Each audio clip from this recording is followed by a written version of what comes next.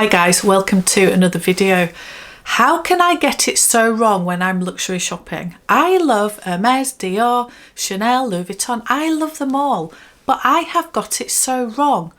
And on these occasions, I not only got it wrong once, but then I've doubled up my mistake on the same bag in a different variation, and then I've ended up selling both of them. And I've done that 3 separate times. And then I compound it by buying a third version of one set of bags. What on earth am I talking about? Let's get going. I have just unboxed this bag.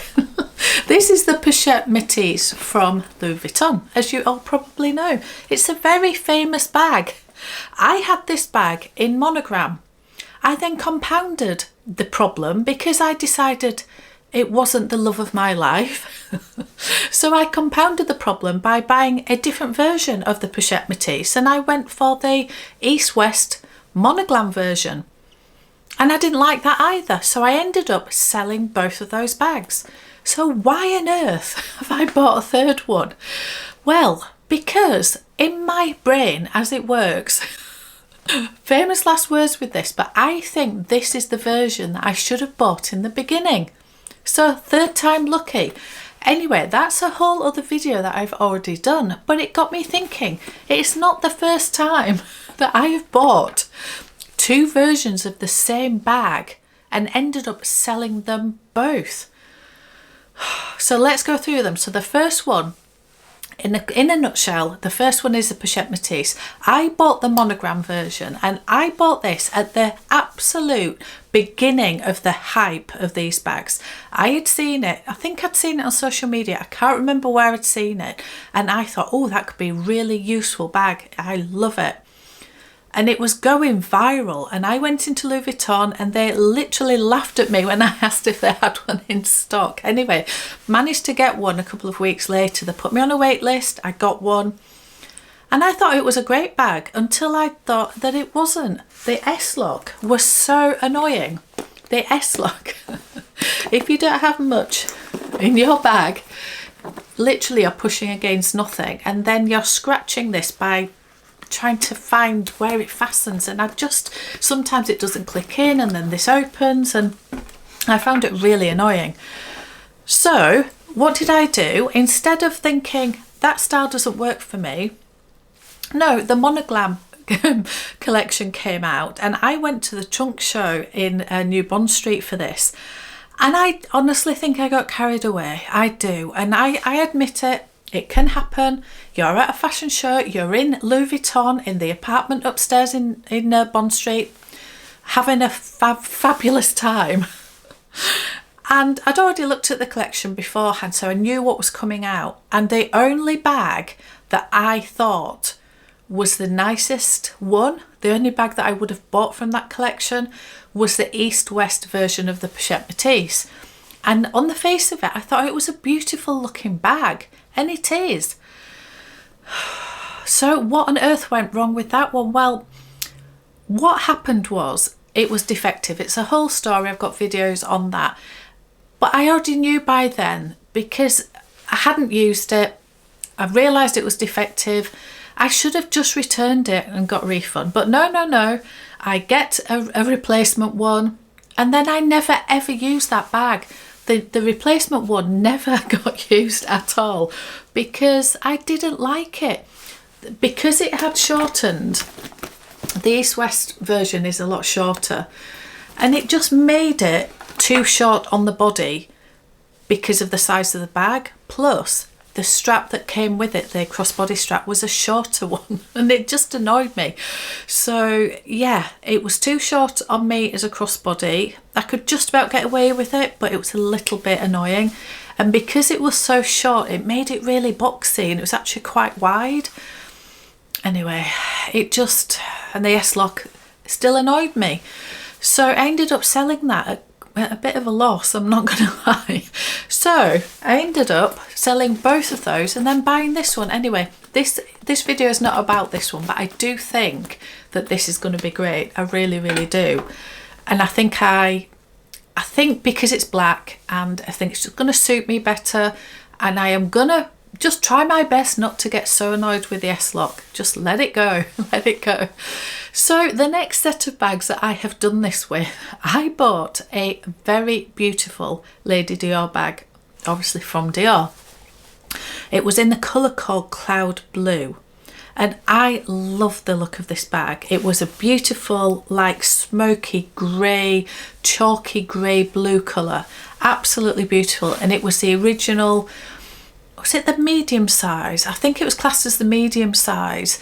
And it had the zipper, so it was the original one. I just didn't use it. It was the most beautiful bag to look at. But it just wasn't for me. I think the zipper was annoying because it was very tight, and the bag itself was a decent size, but the zipper got really annoying, and you used to scratch your hand actually trying to get your things in and out, and also you just couldn't see into the bag, so you're always rooting around trying to find things. And the handles, we've talked about this so many times, the handles, the jangling of the charms, the jangling of the handles, the fact that it was too boxy, crossbody, the handles don't go down, so they just stuck up, and it was just awkward. And I just think that bag is not meant to be crossbody, even though there's a crossbody strap with it. And I wanted the versatility of it. Anyway, I decided I was keeping the bag because it was so beautiful. And I decided, why not buy another one in a different version of it? And that will solve the problem. So I bought the small size, it was called the My Lady Dior ABC, I think. So this one was slightly smaller, still a good size, and it had a flap opening, which is quite annoying, but I found it not as annoying as the zip. So for me, that was a thing that actually I liked about it. But of course, I don't know what I was thinking. The things that really annoyed me about it, the jangling of the handles and the fact that the handles didn't go down and everything else. Well, yeah, that hadn't changed, had it? So why I thought that suddenly I would love this bag more. And the worst thing about this bag, it came with a thicker crossbody strap, and I just didn't like that thick guitar strap look. I thought against the elegant beauty of the bag, it just didn't go for me. So that one didn't work out. But yeah, instead of learning my lesson, I bought a third Dior, Lady Dior, but this time the D-Joy, because I thought I have got it now. I now know that what was wrong with the others, it was the handles. The handles didn't go down, and the D-Joy, the handles go down. And you know what I'm going to say? I didn't love that bag, and I have actually finally sold that bag at a massive, massive loss. But as we've talked about when we're talking about selling bags, sometimes it's not a loss because that money's already gone. So anything coming back is a bonus because they are second hand. They are used goods. Anyway, it's finally gone. It's finally gone. And its owner absolutely loves it. So I am thrilled that person, I've made that person happy. And yeah, it just didn't work out for me. So I think overall, it was too elegant looking. I am not very elegant. I really am not. I spend most of my days in gym stuff and casual stuff, and occasionally I get sort of dressed up, but I have other bags that I love more when I want something fancy. And I think the Lady Dior is just a bit too elegant. I think the style is just not edgy enough for me. They're absolutely beautiful. I wished that I'd loved them more. Anyway, I sold all three. So I'd already sold I did have the two together though. I had the cloud blue one and the medium sized one, which was in a beautiful red.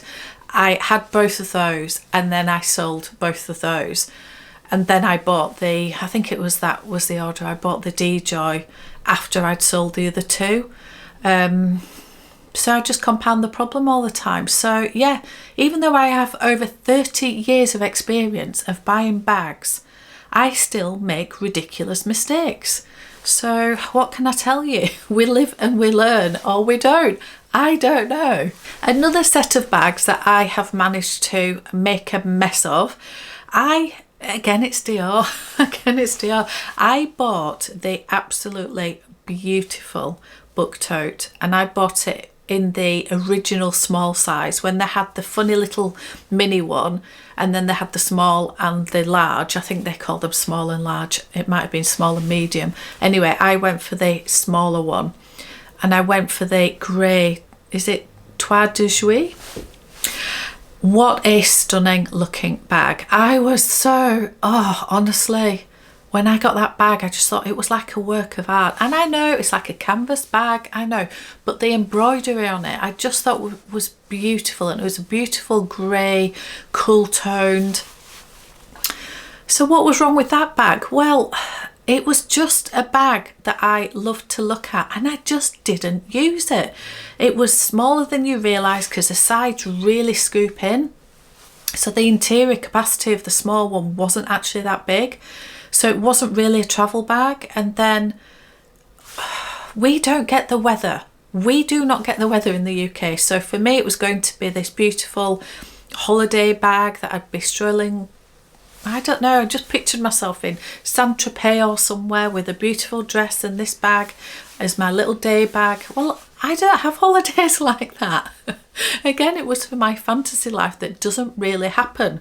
So yeah, I never really used it. And then, but I kept it. I wasn't selling it at that point. I then just decided that I would keep it because I knew it would lose its value. So I thought I'll just keep it. And then I went and compounded the problem by buying the larger Book Tote, but this time I went for the blue oblique, and I do love blue oblique, I really do. And I just thought this would be a great travel bag, an alternative to the Neverfull. It's a bit more elevated, it'll be great. No, it wasn't. It was actually, I still think I love the look of it. So what on earth was wrong with that one? Well, what was wrong with it was it didn't have a shoulder strap, and I knew that when I bought it, but for some reason I didn't think it was going to be a problem. But when you load your things in it, it becomes heavy. Of course it does. Again, obvious. But the worst thing with the blue oblique one was the blue oblique was round the handles as well. It wasn't leather handles or plain canvas, it was the embroidered fabric. And it made it very uneven and rough, and therefore when you were carrying anything of any weight in that bag, it was so, I'm not going to say it was painful, but it really rubbed your hands. It just wasn't comfortable to use at all. So if you were carrying it for any length of time at all, I remember taking it on holiday and lugging it around the airport. Even just the lugging it around the airport was an absolute pain. You can't put it on your shoulder. It had to be handheld or crook of your arm. Yeah, it didn't have any pockets inside. I knew all of this. I knew.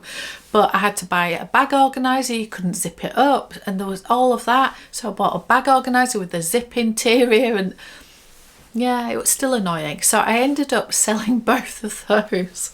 So yeah, I haven't bought a third one. I've done well. I have not bought a third one. So that's 3 sets of bags that I've bought duplicates of in different variations, and they still haven't worked. I'm hoping that with the Pochette Metis that we're onto a winner, and I've actually stopped the losing streak. That is what I'm hoping. Let me know if you have ever done anything as stupid as me. You probably haven't. Anyway, thank you so much for watching. I'll see you on another one.